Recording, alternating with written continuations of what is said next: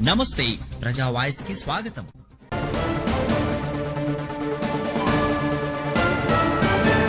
అయితే రాజు రాజే రైతు, రైతుకు తులతూగడు ఏ రారాజు అని సామెత ఉంది.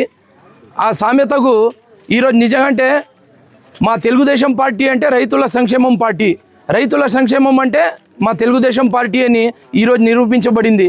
ఈ మాట ఎందుకు చెప్తున్నానంటే మా తెలుగుదేశం పార్టీ, మనందరి తెలుగుదేశం పార్టీ జెండా పైన, రెపరెపలాడే జెండా పైన నాగలి గుర్తుంది, రైతు నాగలి గుర్తుంది.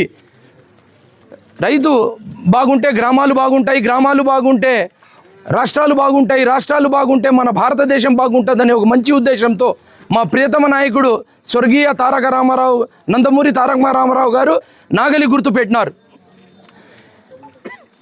ఈ సృష్టిలో 72 కోట్ల జీవరాశులకు తెలియకుండా అన్నం పెట్టేవాడు దేవుడు, తర్వాత రైతే.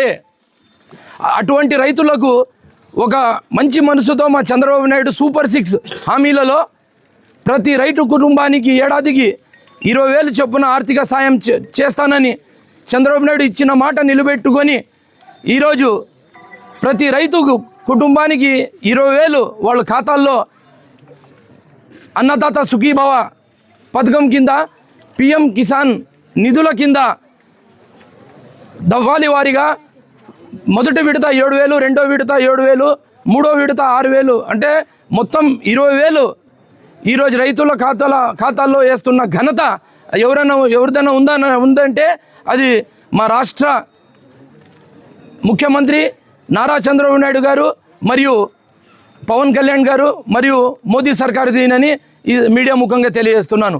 అలాగే మీరు రైతులకు డ్రిప్ ఇరిగేషన్ సబ్సిడీలు చూస్తే ఎస్సీ ఎస్టీలకు 100% సబ్సిడీలు ఇస్తున్నారు, ఇతర కులస్తులకు 90% సబ్సిడీలు ఇస్తున్న ఘనత మా తెలుగుదేశం పార్టీది.